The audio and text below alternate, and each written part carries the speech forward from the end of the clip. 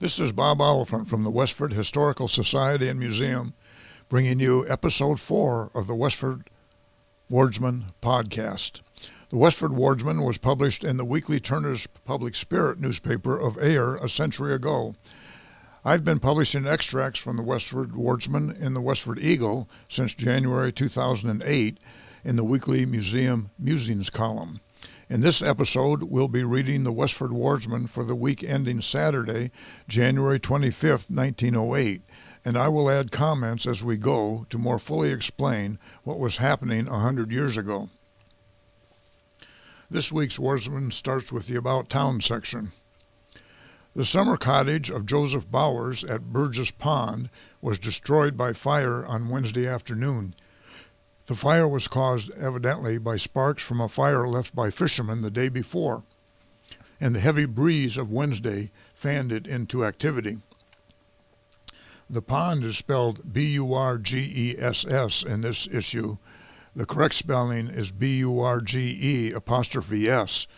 Mr. Burgee owned the land around the pond back in colonial times, but that's one of the place names in Westford that is commonly misspelled.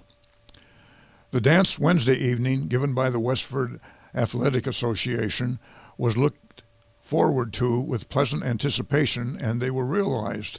The music by the Salem Cadet Orchestra was unequaled by any previous efforts. The company of dancers was large enough for best display. Groton, Littleton, and Chelmsford were represented by the usual familiar faces. About $30 were realized for the treasury of the association. The next section is called Town Meeting. At the special town meeting last Saturday afternoon, Edward Fisher, town clerk, called to order and read the warrant. The first article called for the choice of moderator. Captain S.H. Fletcher was nominated and unanimously elected. The second article, relative to the purchasing of fire apparatus, was taken up, and Edward M. Abbott, Secretary of the Board of Selectmen, and I might also add that he was the head of the Edward M. Abbott Hose Company, which was the fire department in Westford Center at the time. He read a carefully prepared report of the investigation on the part of the selectmen relative to the needs of the town, the kind of hose to purchase, and other apparatus of a fire department. This report recommended the town to purchase 800 feet of hose for the center of the town and 500 feet for each of the villages of Graniteville and Forge at an estimated expense, including hose carriage, of $1,800. George T. Day thought that all the villages should be equipped alike and moved an amendment to that effect, which was carried. This made it necessary to incur a larger expense. Mr. Abbott made a motion of $2,000. Mr. Day amended by making it $2,200, and the amendment prevailed.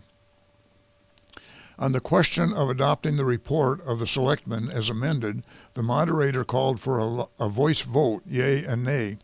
The result seemed to be so close that the moderator called for a hand vote, resulting in 59 votes for accepting the report and 19 opposed. I guess that would be 19 very vocal people opposed. Under the third article, to see if the town would appropriate money to equip the three villages with fire apparatus, the town voted to borrow $2,200, the rate of interest not to exceed 5%. The next section is the center section. Reverend Francis Taylor of West Chelmsford and Reverend C.P. Marshall of the Union Congregational Church in Westford Center exchanged pulpits Sunday. Mr. Taylor gave a forceful and helpful sermon from the text, "Knowing that the goodness of God leadeth thee to repentance," from Romans chapter 2, verse 4. A full choir rendered good music. The pulpit rail was tastefully trimmed with winter rock ferns and bittersweet. It was pleasant to have in the congregation Joseph E. Knight, detained from attending service for many weeks by illness. Also Mrs. Clow, who, owing to advanced years, can only come occasionally when weather and health are favorable. At the Christian Endeavor meeting in the evening, Mrs. Marshall conducted an excellent service, subject Songs of the Heart. Mr. Thomas H. Murray, living on Littleton Road, has been suffering seriously with blood poisoning in her right hand, but at this writing is somewhat better. Mrs. Persis Smith, one of our oldest residents, has had an ill turn this week. Miss Alice Morrill, trained nurse, is assisting Dr. Sleeper and Wells at their office. Miss Morrill has had many cases in town the past year and contemplates making her home here for the present. Mrs. James Hildreth celebrated her 90th birthday this week at the home of her son, Frank A. Hildreth. Mrs. Hildreth was the widow of James Hildreth, who died in 1890. Her maiden name was Sarah Rebecca Tenney. She was born January 21st, 1818 in Westford, and she would live to be 100 years old, in fact about 100 and a half. The Bug Squad is in quotes, under the direction of Harry L. Nesmith, have been gathering the brown-tail moth nests on the shade trees of the village during these mild days. Many a neck has a crick in it from watching the climbers in the tops of our largest elms. What a pity these insects were introduced into this country and allowed to spread. This is an event that happened every year in Westford 100 years ago. Next Tuesday, the regular meeting of the Tadmont Club will be an open meeting, and everybody is cordially invited to attend. The three gentlemen speakers are well qualified to speak on three phases of, quote, the new era of child life, end quote. The session will commence at 3 o'clock. Teachers are especially invited, as are also mothers. The customary fee for those not members will be omitted. The faithful trustees of the library, always on the alert for its best interests, have recently installed some fire extinguishers of the most approved kind and make. Mr. and Mrs. William M. Wright are among recent victims of the grip, or influenza as we would call it. Mrs.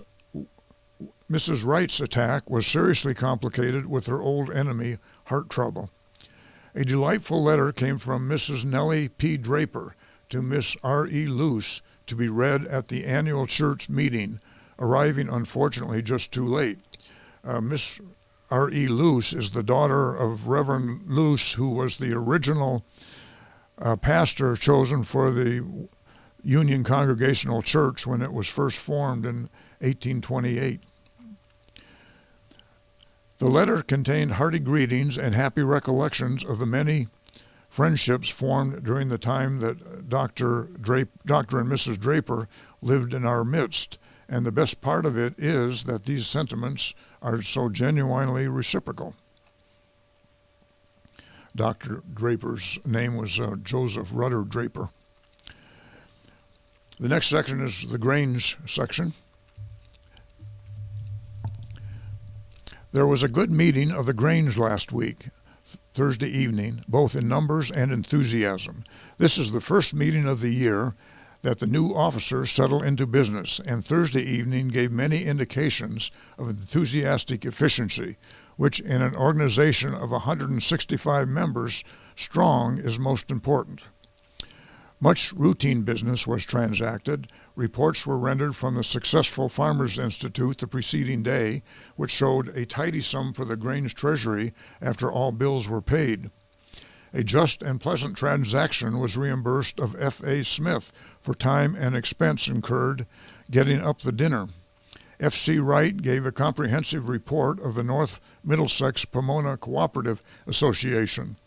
At the lectures hour, the new lecturer, Mrs. C.A. Reed, had arranged a good program. That was the responsibility of the office of lecturer at the Grange, that is, to provide a program for each of their meetings.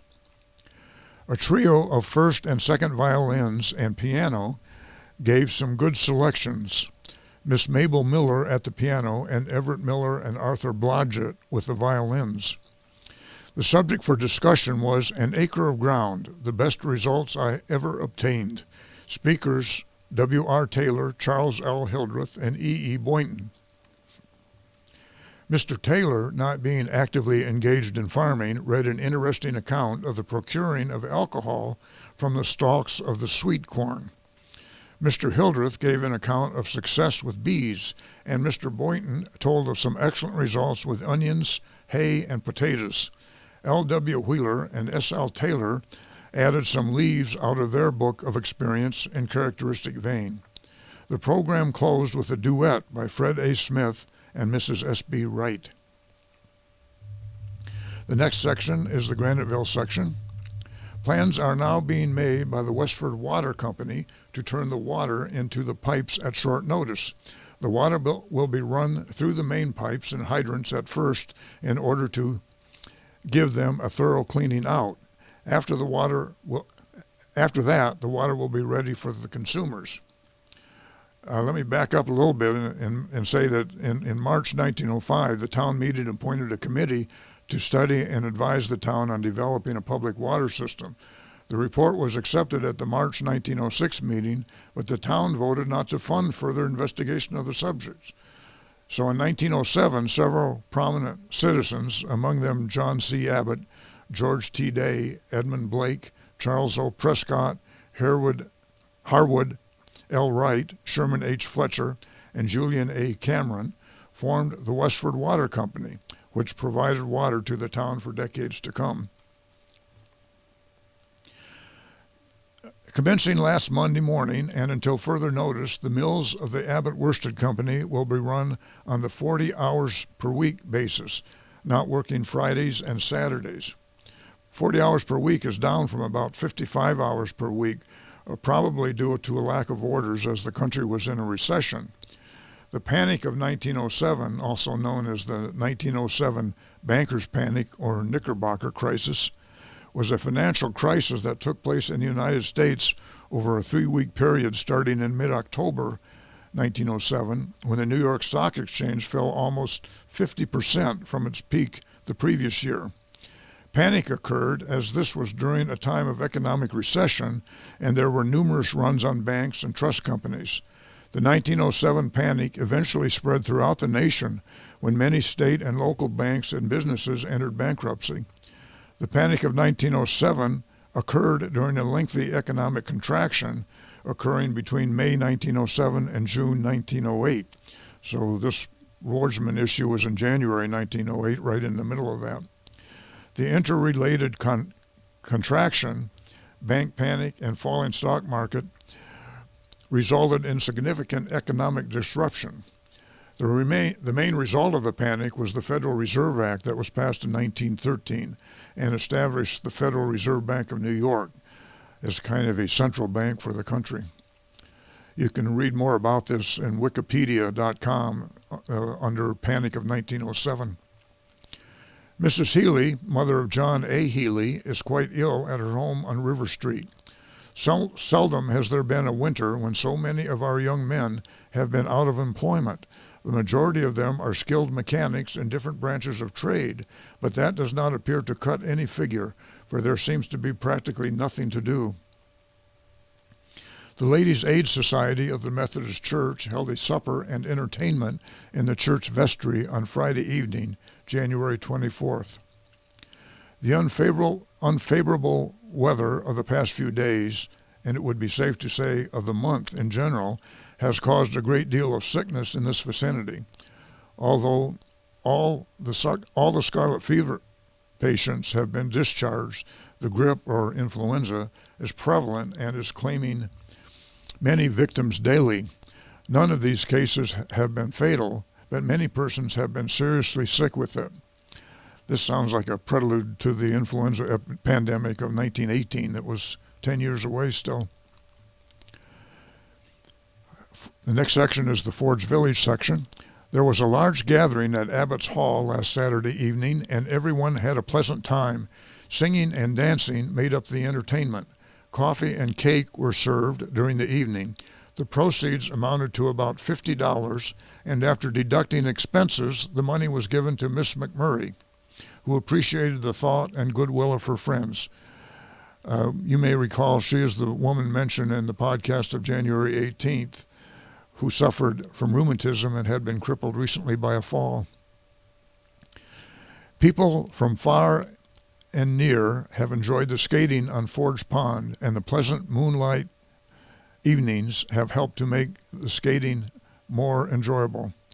I might finish by saying that during the winter of 1977 and 78, which was the first winter that we lived in Westford, we went skating on Forge Pond on a moonlit evening, and I can attest that it was indeed a delightful experience. That's the news in Westford for the week ending January 25th, 1908. Thank you for listening, and thanks to Nick Woodbury of WestfordCAT for providing technical support. You can find transcriptions from the Westford Wardsman at the Westford Historical Society's website at museum.westford.org, or visit the Historical Society's Facebook page for more Westford news from a century ago. This is Bob Oliphant, and I hope you will join us for next week's Westford Wardsman podcast. Thank you.